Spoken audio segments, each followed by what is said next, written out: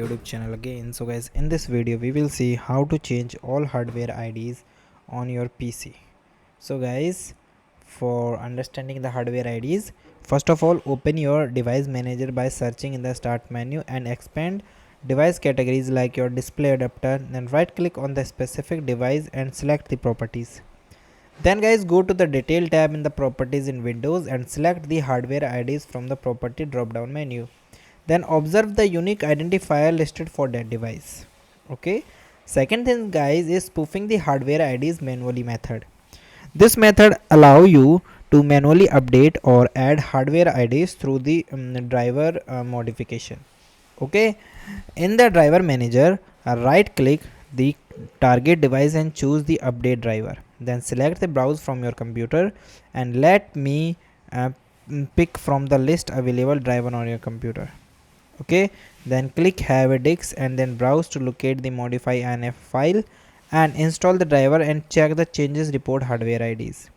Also restart your PC to take full effects. Then spoofing RDS registry editor.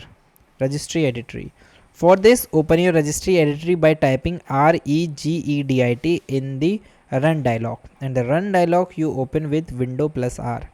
Then navigate to the H key local machine system control sets enum. Then locate the specified device path corresponding to the hardware IDs. Carefully modify the relevant hardware ID and the string value.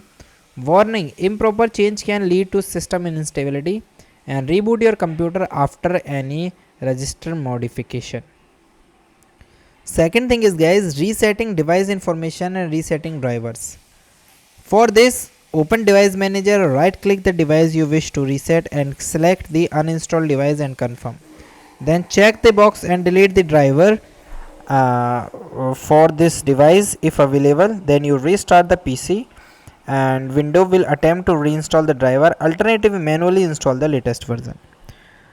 And the important things, always backup your system, create restore points before making the changes. Understand the legal and ethical implications of the spoofing hardware IDs. Only use trusted software for automated the hardware ID and spoofing tools. Be aware that some application may be detected the spoofed IDs. And guys, verify the legitimacy of the driver download from the third party source. Reboot your system after applying any hardware changes. So guys, thank you and have a nice day, and guys subscribe.